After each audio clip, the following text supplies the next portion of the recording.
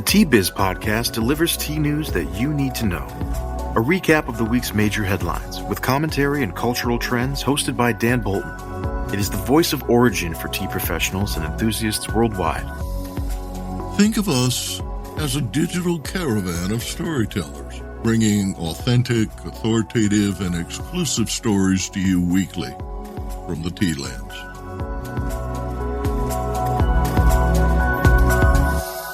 Hello, everyone. Here are this week's headlines. Coca-Cola discontinues the iconic Honest Tea brand. The United Nations Food and Agricultural Organization says that embracing sustainable agriculture is essential for tea smallholders. Starbucks exits the Russian market after 15 years, closing 130 locations.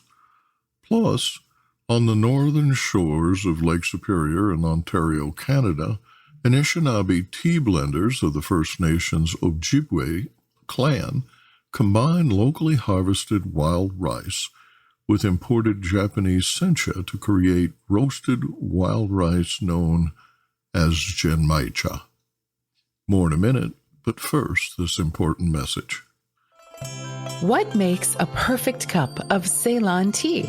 The perfect cup is from the tea businesses that ensure the protection of all the children living within their tea estates. We salute Kailani Valley, Talawakili, Bogawantalawa, Harana, and Elliptia tea estates. Support Save the Children, Sri Lanka.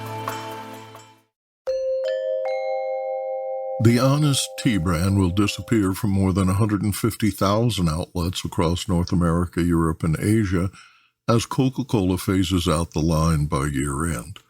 Coca-Cola will continue to offer its Honest Kids line of juices.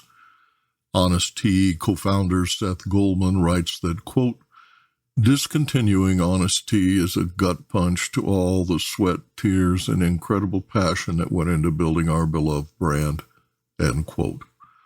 Sabrina Tandon, Group Director, RTDT, Coca-Cola North America, writes that, quote, "Shifting from a 3-brand tea portfolio to a prioritized 2-brand tea lineup will free up investment resources and supply chain capacity to better meet consumer needs and capture share in the category," end quote. Goldman told Ad Age that he does not regret selling the brand. Quote, "People change, conditions change, and there's no guarantees in life," he said. On Twitter, he wrote, "Don't cry because it's over, smile because it happened." A Coca-Cola press release reports that sales of both Gold Peak and Peace Tea increased during the COVID-19 pandemic as shoppers gravitated both to beverages with immune-boosting properties and multi-serve packaging options for an at-home consumption. In contrast, the pandemic made it more difficult to source glass and PET bottles. A shortage of bottles had limited production runs for Gold Peak.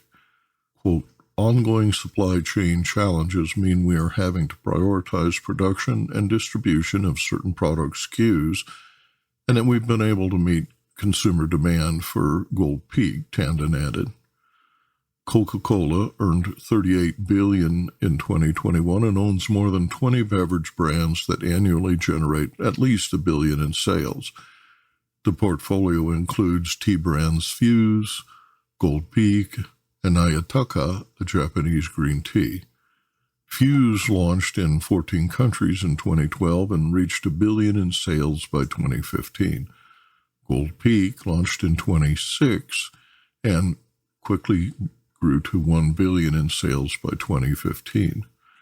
The brand reformulated to a brewed tea in 2018, a decade after Honest Tea demonstrated how to steep leaves in bulk and bottle the hot tea into glass. After acquiring a 40% share from founders Goldman and Barry Naboloff in 2008, Coca-Cola fast-tracked distribution. Honest Tea became a staple at Kroger, Walmart, and Whole Foods. The brand earned $71 million in 2010, and in 2011, Coca-Cola purchased the remaining shares. Honest Tea reached $600 million in sales by 2019 graduating that year from the emerging brand portfolio to the main line of Coke products. Coca-Cola's sales team is incentivized to support these brands, making it likely Honest Tea would have been added to the annual list of billion-dollar brands had the pandemic not intervened. Instead, Peace Tea, a rival of 99-cent Arizona tea that is popular with Generation Z, is now more likely to reach the $1 billion list. In 2019, as he departed Coca-Cola, Goldman wrote that, quote, "Though I will no longer be able to control the big decisions made with respect to Honest Tea, I feel comfortable transitioning now because the DNA that we ingrained in the brand is strong, and most important, it is based on objective criteria. We were very intentional to make sure every Honest product has less sugar and calories than the mainstream offerings of the category," end quote. At one time, Coca-Cola owned more than 500 brands in 200 countries, but abandoned 200 mainly smaller brands in the past 2 years and continues to trim its portfolio. The company retains the Honest Tea brand name and assets. Business Insight. It is hard to overstate the enthusiasm that the organic segment of the tea industry felt during Honest Tea's first explosive years of growth. I experienced it firsthand. Seth Goldman insisted on third-party organic certification and committed to the fair trade promise.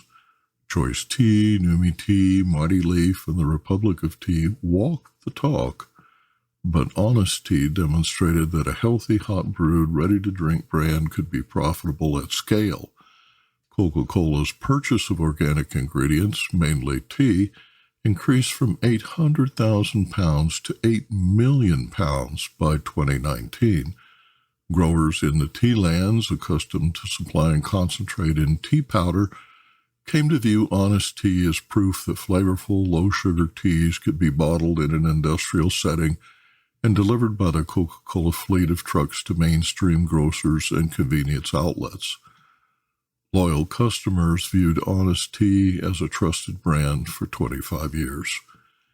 In a LinkedIn post, Goldman wrote, quote, "My thoughts are with our longtime partners and friends, the organic and fair trade farmers who help develop their communities and protect their ecosystem with the tens of millions of pounds of tea, sugar, and spice they sold us. More than the brand, developing the organic segment of the tea supply chain is Goldman's legacy." Responsibility for a sustainable tea industry must be shouldered at every level of the supply chain, with a sturdy foundation grounded by tea smallholders. In his International Tea Day address, FAO Director General Chu Dong-yu urged the industry to achieve greater sustainability from leaf to cup. Quote, "The tea sector contributes to socioeconomic development, representing a major source of employment and income for millions of poor families," end quote, said Chu. He cited progress in environmental innovation and production methods that preserve resources, but called on the industry to, quote, "capture the social side of the sector by empowering women and youth and ensuring that production throughout the value chain is respectful of social norms and standards," end quote. Since 2020, tea consumption has expanded in all markets, even those that recorded a declining trend in per capita consumption over recent years, he said. Data shows a surge in demand for tea among young people. He said that surveys highlighted that young people rediscovered their love for tea during the lockdowns due to the hydration benefits and the feel-good factor of tea. FAO noted that smallholders now produce 60% of the world's tea. The organization writes that if small-scale tea farm operations are to remain viable in an increasingly competitive market environment, they need to constantly innovate. Q said, quote, "We need to do things differently, embrace new and innovative approaches, and move to action in order for the tea sector to succeed in balancing the need for growth and the requirements of sustainability at all stages of the value chain. Business Insight. The FAO's program to identify globally important agricultural heritage systems has designated 60 sites as dynamic spaces where culture and biodiversity coexist, demonstrating the viability of sustainable agriculture over time. The GIAHS sites include 4 traditional tea-growing regions in China, Korea, and Japan. Visit FAO.org to learn more and to view the International Tea Day webcast. Starbucks exits the Russian market. Starbucks announced it will permanently withdraw from the Russian market after 15 years, closing 130 locations and cutting ties to 2,000 employees who will be paid for 6 months. Executives described supply chain challenges and a deep downturn in sales, but made it clear the decision to abandon the licensed locations is in response to Russia's invasion of Ukraine. Sales from Russian locations account for less than 1% of Starbucks' global revenue. After suspending business in March, Kevin Johnson, then Starbucks CEO, said, quote, "We condemn the unprovoked, unjust, and horrific acts on Ukraine by Russia, and our hearts go out to all those affected," end quote. The popular cafes inspired hundreds of independent coffee shops and smaller chains to the point that in 2019, for the first time, Russia imported more coffee than tea. The balance is tilting back to tea, say tea brand owners. They cite the higher cost of coffee in a severe economic downturn and the severity of the COVID-19 pandemic. Logistics remains a challenge, but Russian tea brands are once again receiving shipments of Indian tea via Georgian ports. India negotiated a rubles to rupees banking agreement to settle payments that bypass EU and U.S. sanctions. Earlier this month, McDonald's, which first opened in Russia in 1990, announced it would sell its 850 restaurants to a Russian licensee who must rebrand the restaurants. Coca-Cola owned Costa Coffee, with 36 Russian locations, suspended operations in March. Business Insight. Tea offers comfort to a nation that underreported the severity of infections and COVID-19 deaths. Demand is strong and supermarket prices are holding steady after an inflation-related hike in March. Tea brand executives in Moscow anticipate increasing market share as coffee prices spike. The World Health Organization estimates the full death toll from COVID is 3 times higher than reported. Several countries that reported few COVID deaths ranked high on excess death models. Russia, for example, counted only 310,000 COVID deaths through 2021, while WHO calculated excess death there at 1.1 million. China, with a population of 1.4 billion people, reported only 1 COVID death in 2021. Arvinda Anantharaman in Bengaluru reports on this week's tea auction prices. India Tea Price Report for the week ending May 21st, 2022.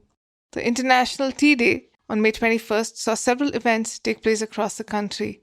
At some of these events, the 3 key focus areas that were reiterated as necessary for the Indian tea industry were 1. Structural changes needed in the supply chain at the production end.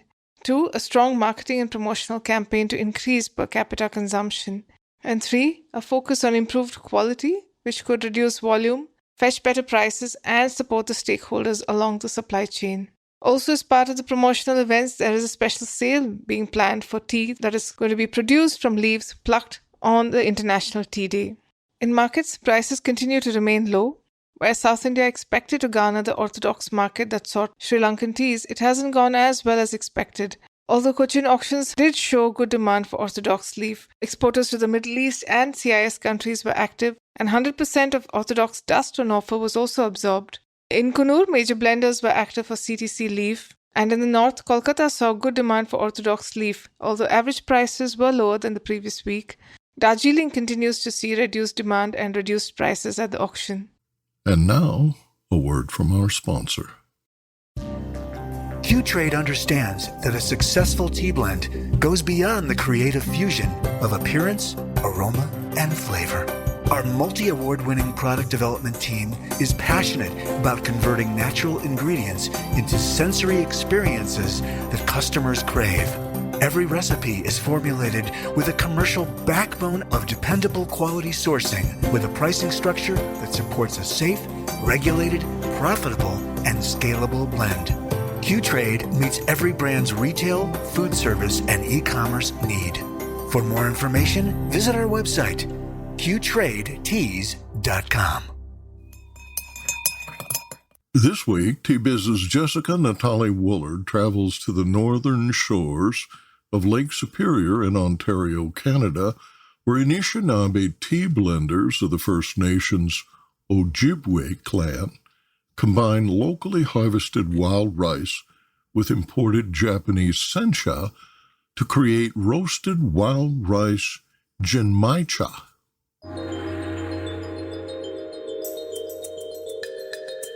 In Japan, it's called Genmaicha. In Korea, hyeonmi-cha. Canada's version of tea blended with rice is called ManoominCha and is made with Canadian wild rice.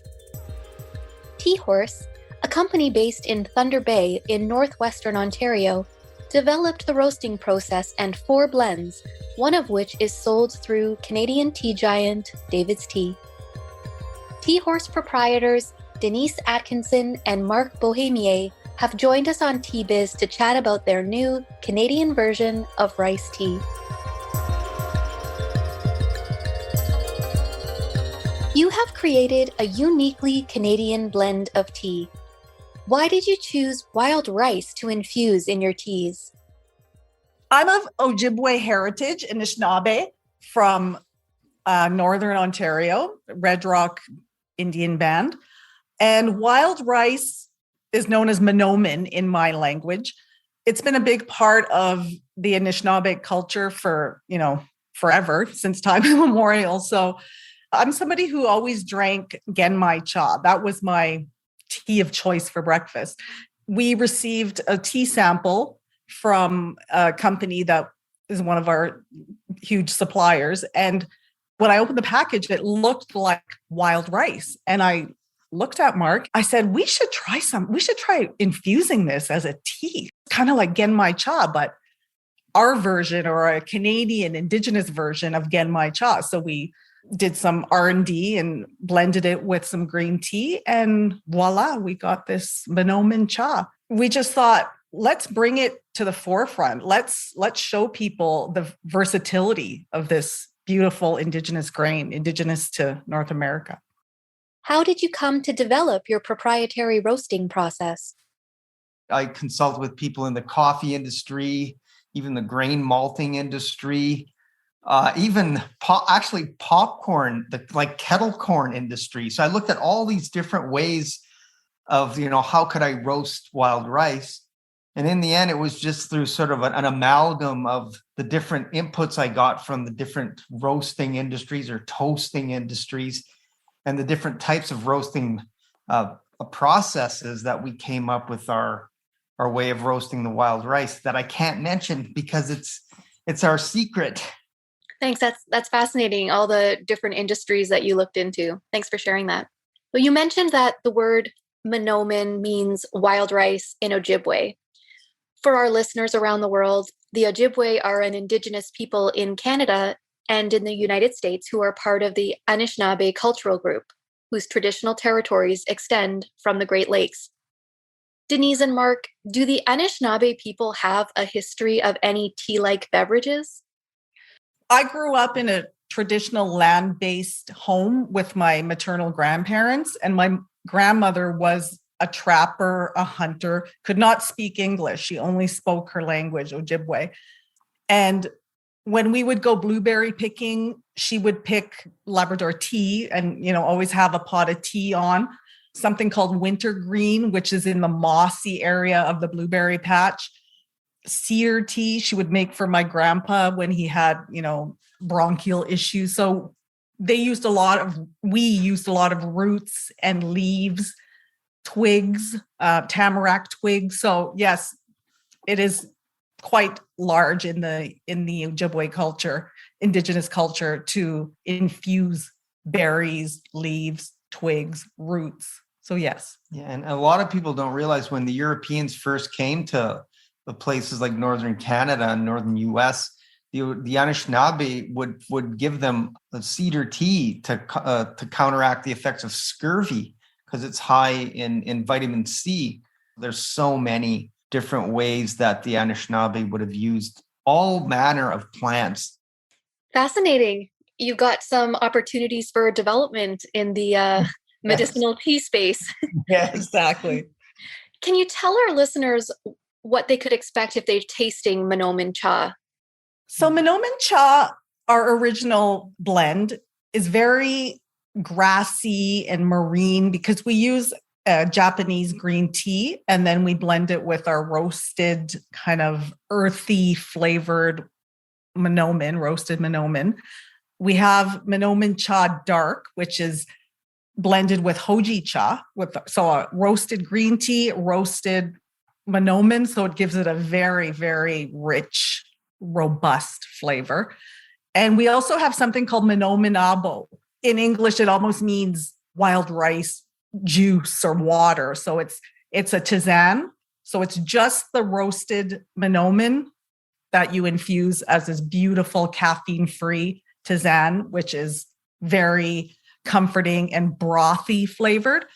And we've just decided on a flavor blend profile, something called ManoominCha, which is a spiced black tea with roasted manoomin.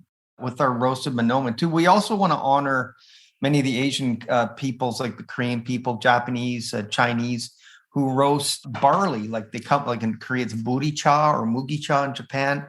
So that was our inspiration for creating the Manoominaabo as well. It's all these inspirations of fusing the East with the West, the Western world, Western Indigenous peoples with Indigenous peoples from the East. Because as many of us know in the tea world, teas like pu'er from Yunnan, really the caretakers of those ancient tea trees are Indigenous groups of Asians that have been keeping care of those forests for millennia. So we're sort of trying to, just honor all these different Indigenous people by fusing these amazing gifts that we've all been given into different types of teas that work really well together. That was a lovely way to put it. I actually got goosebumps hearing about the fusing of the cultures and East and West. That was lovely. Thank you. You can find out more about Tea Horse's manoomin blends at teahorse.ca. The company is certified with the Canadian Council for Aboriginal Business, so you can feel certain that you are purchasing manoomin from an authentic Indigenous company.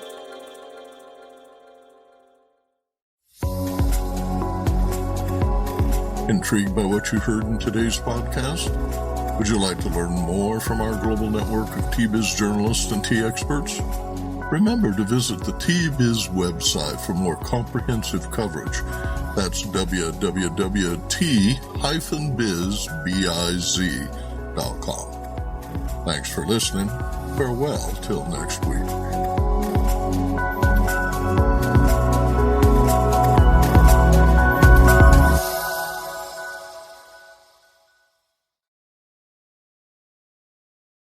Hey there! Did you know Baker's always gives you savings and rewards on top of our lower-than-low prices? And when you download the Baker's app, you'll enjoy over $500 in savings every week with digital coupons. And don't forget fuel points to help you save up to $1 per gallon at the pump. Want to save even more? With a Boost membership, you'll get double fuel points and free delivery. So shop and save big at Baker's today. Baker's, fresh for everyone. Savings may vary by state. Restrictions apply. See site for details.